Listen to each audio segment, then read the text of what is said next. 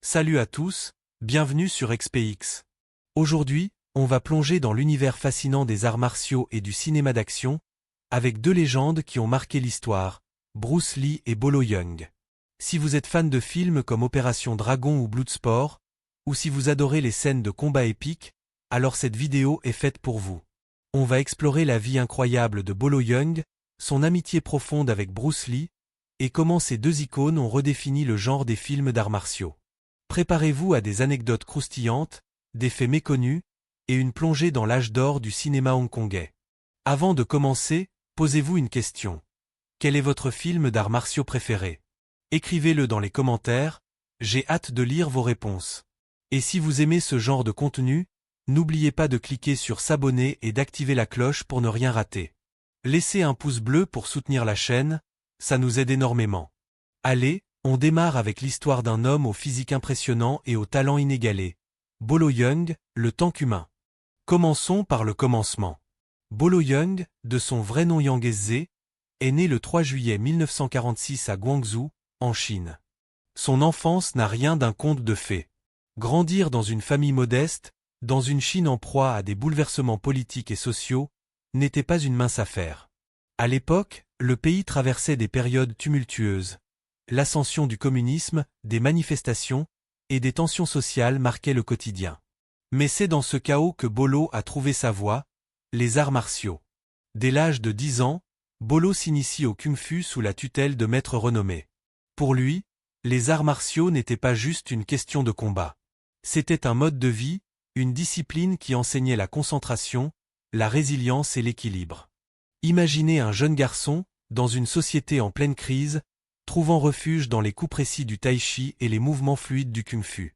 C'était plus qu'un sport, c'était une quête de sens.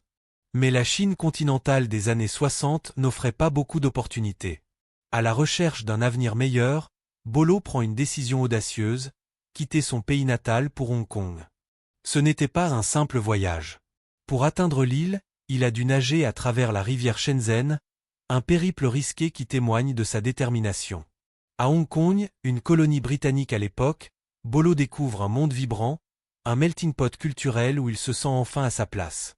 C'est là que Bolo développe une passion pour la musculation, convaincu qu'un corps fort complète la maîtrise des arts martiaux. Et il ne plaisantait pas. En 1969, il remporte le titre de champion de musculation de Hong Kong, un exploit qu'il maintiendra pendant une décennie. Son physique sculpté, ses biceps impressionnants et sa présence imposante ne passent pas inaperçus. Mais ce qui rend Bolo unique, c'est son humilité. Pour lui, la musculation et les arts martiaux ne sont pas une quête de gloire, mais un chemin vers l'harmonie intérieure. Alors, comment passe-t-on d'un champion de musculation à une star de cinéma? Eh bien, Hong Kong dans les années 60 et 70 était un véritable foyer de créativité. L'industrie cinématographique explosait, avec des studios comme Shaw Brothers et Golden Harvest qui produisaient des films d'arts martiaux devenus cultes. Les réalisateurs cherchaient des talents capables d'allier prouesse physique et charisme à l'écran. Avec son physique de colosse et son expertise en kung-fu, Bolo était le candidat parfait. Mais avant de devenir une star, il a dû faire ses preuves, et ça n'a pas été facile. Section 2, l'ascension de Bolo Yeung dans le cinéma. Entrer dans le monde du cinéma n'a pas été un chemin pavé de roses pour Bolo. L'industrie hongkongaise était ultra compétitive, et les nouveaux venus devaient se démarquer dans un océan de talents. De plus, Bolo faisait face à une barrière linguistique. À Hong Kong, il devait naviguer dans un mélange de cantonais, d'anglais et de subtilités culturelles différentes de celles de la Chine continentale. Mais sa persévérance et son physique hors norme ont attiré l'attention des studios Shaw Brothers, une institution légendaire connue pour des films comme The Five Deadly Venons. Bolo commence par de petits rôles, souvent des personnages secondaires ou des méchants sans nom. Mais même dans ses rôles modestes, il crève l'écran. Sa silhouette massive, son regard perçant et son aura intimidante en faisaient le méchant idéal. Pas besoin de beaucoup de dialogue, un simple regard de Bolo suffisait à faire frissonner le public. Dans des films comme Deadly Duo ou Angry Guest, il impose une présence magnétique, mêlant force brute et subtilité psychologique. Ce qui distingue Bolo, c'est sa capacité à transcender le stéréotype du méchant musclé. Ces personnages ne sont pas juste des brutes sans cervelle. Il leur donne une profondeur, une complexité qui capte l'attention. Par exemple, dans ses rôles, on ressent à la fois la menace et une certaine humanité. Les spectateurs ne peuvent s'empêcher d'être fascinés, même s'ils soutiennent le héros. Bolo transforme des personnages en apparence unidimensionnelle en figures mémorables, un exploit rare dans un genre où les méchants sont souvent caricaturaux. Son travail avec Shaw Brothers pose les bases de sa carrière, mais c'est sa rencontre avec une autre légende qui va tout changer, Bruce Lee. Avant d'entrer dans les détails de cette amitié légendaire, prenons un moment pour parler de l'industrie cinématographique de Hong Kong à cette époque. Dans les années 70, les films d'arts martiaux deviennent un phénomène mondial, un peu comme la K-pop aujourd'hui. Des studios comme Golden Harvest produisent des œuvres qui captivent des audiences internationales, des États-Unis à l'Europe. Bolo, avec son mélange unique de charisme et de puissance, était au bon endroit au bon moment. Mais revenons à son parcours. Chaque rôle, même mineur, était une opportunité pour Bolo de perfectionner son article. Il collabore avec des réalisateurs talentueux, apprend à chorégraphier des combats épiques, et s'adapte aux exigences du cinéma. Sa discipline d'artiste martial se reflète dans son approche du métier d'acteur. Méthodique, déterminé, toujours en quête d'amélioration. C'est cette mentalité qui le propulse vers un projet qui va changer sa vie, Opération Dragon.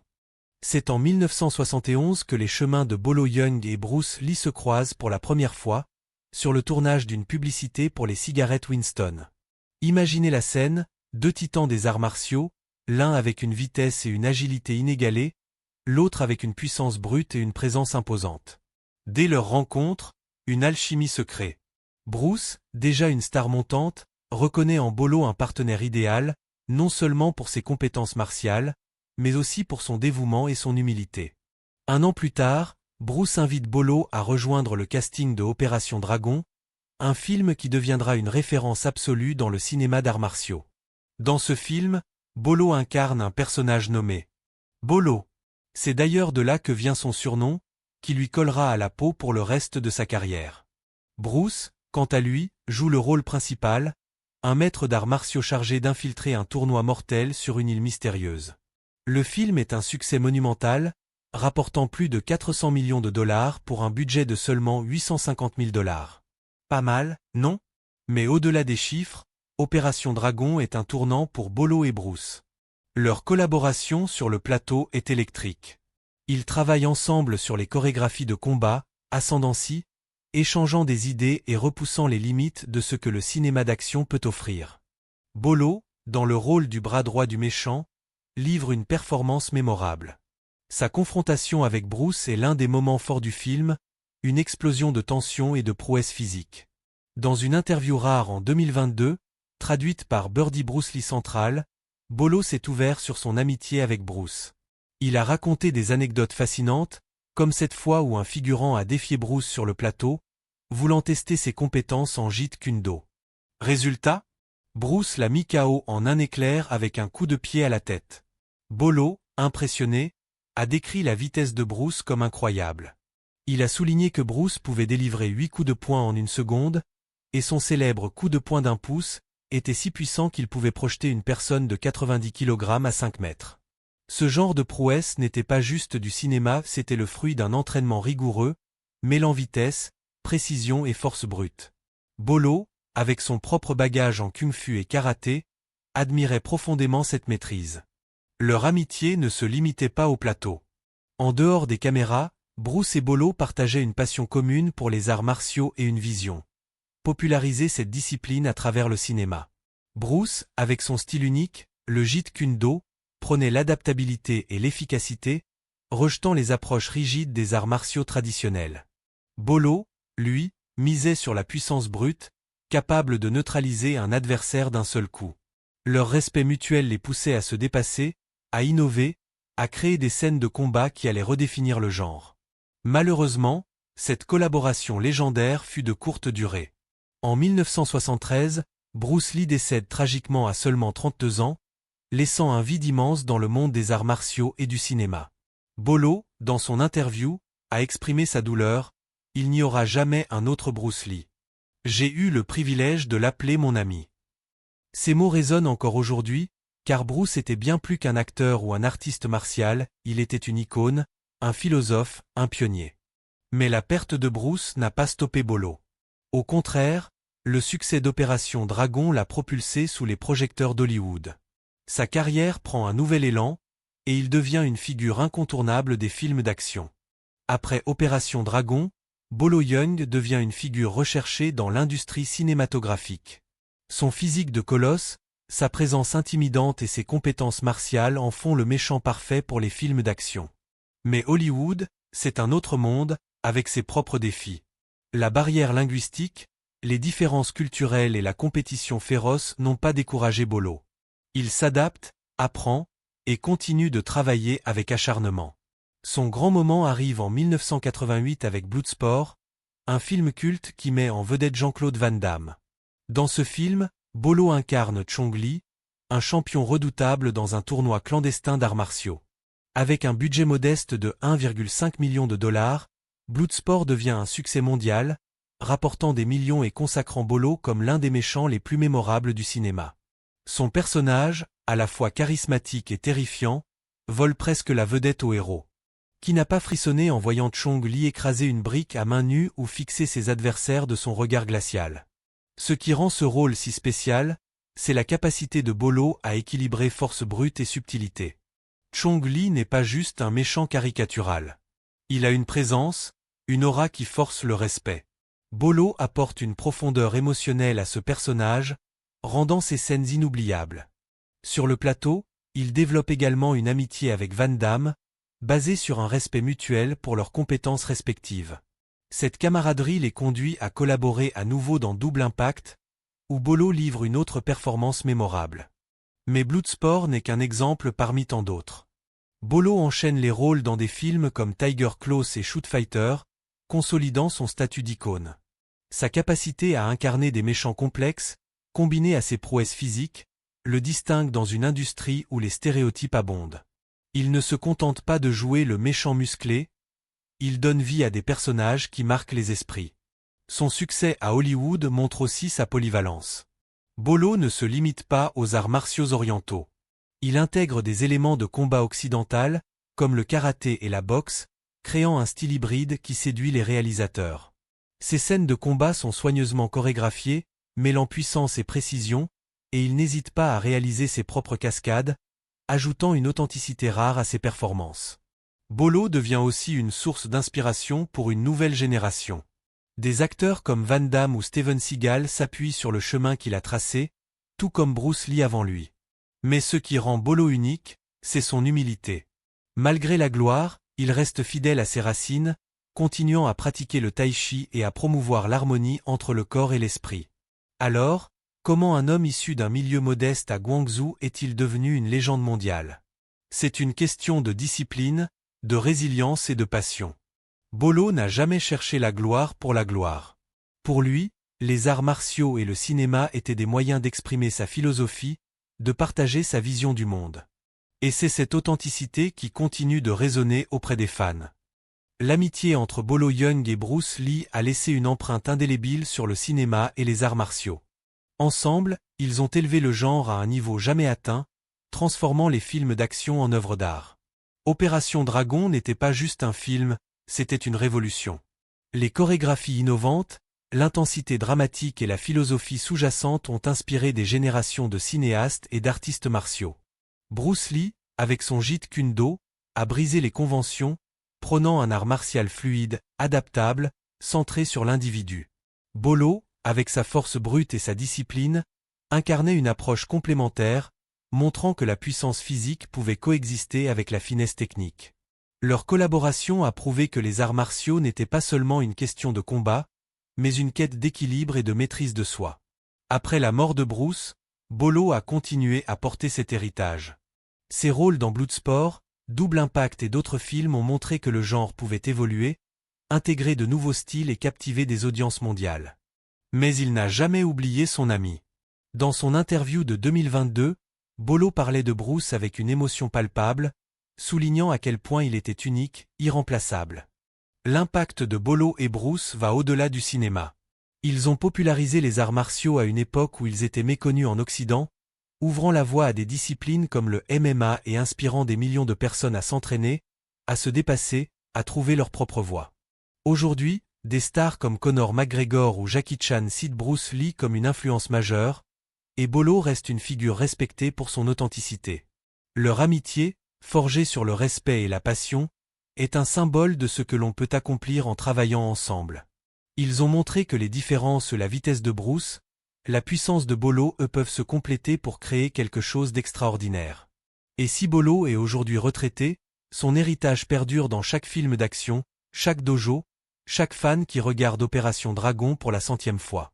On ne peut pas parler de Bruce Lee et Bolo Yeung sans aborder la question ultime.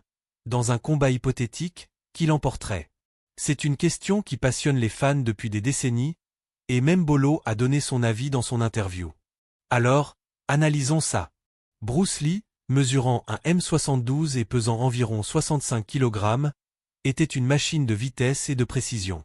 Son Jeet Kune Do, inspiré du Wing Chun, mettait l'accent sur l'adaptabilité, les frappes rapides et les attaques ciblées. Son coup de poing d'1 pouce était légendaire, capable de générer une force incroyable sur une courte distance. Avec une vitesse de 190 km/h et la capacité de délivrer 8 coups en une seconde, Bruce était un adversaire redoutable, capable d'exploiter la moindre ouverture. Bolo Yeung, lui, mesurait également un m72 mais pesait environ 100 kg, avec une musculature impressionnante. Son style, mêlant kung-fu, karaté et musculation, privilégiait la puissance brute. Un seul coup bien placé de Bolo pouvait mettre fin à un combat. Sa résistance physique, forgée par des années d'entraînement intensif, le rendait capable d'encaisser des coups qui auraient terrassé la plupart des adversaires. Dans un affrontement hypothétique, Bruce compterait sur son agilité pour esquiver les attaques massives de Bolo, cherchant à frapper des points vite aux yeux, gorge, genouilles avec des mouvements rapides et précis. Bolo, de son côté, chercherait à imposer sa force, utilisant sa taille et son endurance pour submerger Bruce.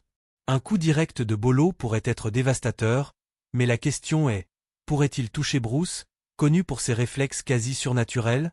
Bolo lui-même a admis que la vitesse de Bruce était incroyable. Dans son interview, il a raconté comment Bruce a neutralisé un figurant en un instant, preuve de sa supériorité en termes de rapidité. Mais Bolo n'était pas en reste.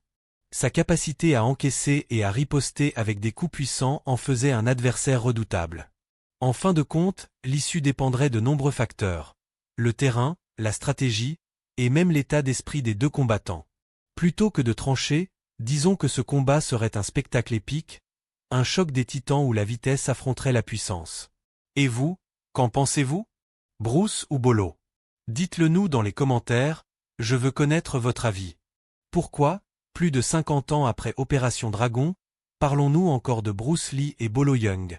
Parce qu'ils ont transcendé leur époque.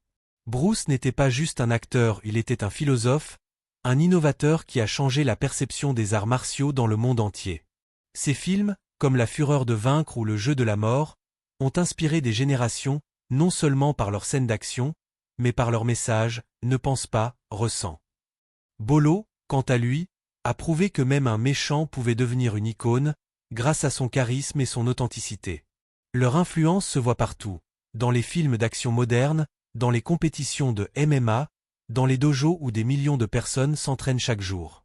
Ils ont montré que les arts martiaux sont plus qu'un sport, c'est une philosophie, une manière de vivre. Bolo, avec sa discipline et son humilité, et Bruce, avec sa vision révolutionnaire, ont créé un héritage qui continue d'inspirer. Leur amitié, née sur le tournage d'une simple publicité, est aussi une leçon.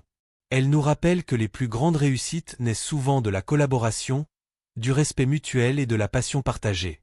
Bolo n'a jamais cherché à imiter Bruce, il a tracé sa propre voie, tout en honorant l'héritage de son ami. Aujourd'hui, en 2025, leur impact est toujours vivant. Les rediffusions de Opération Dragon attirent encore des foules, et les jeunes générations découvrent leurs films sur des plateformes comme YouTube ou Netflix. Les arts martiaux sont devenus un phénomène mondial, en partie grâce à eux. Et chaque fois que quelqu'un regarde une scène de combat de Bolo ou Bruce, il ressent cette même énergie, cette même passion qui a tout changé. Et voilà, c'est la fin de cette plongée dans l'univers de Bolo Yeung et Bruce Lee. Leur histoire, c'est celle de deux hommes qui, par leur talent, leur discipline et leur amitié, ont redéfini un genre et inspiré des millions de personnes. De Guangzhou à Hollywood, Bolo a prouvé que la persévérance paie, tandis que Bruce a montré que les limites sont faites pour être repoussées. Alors, qu'en pensez-vous? Qui est votre favori, Bruce, Bolo, ou les deux? Et quel film d'arts martiaux vous a marqué? Partagez vos pensées dans les commentaires, je lis tout.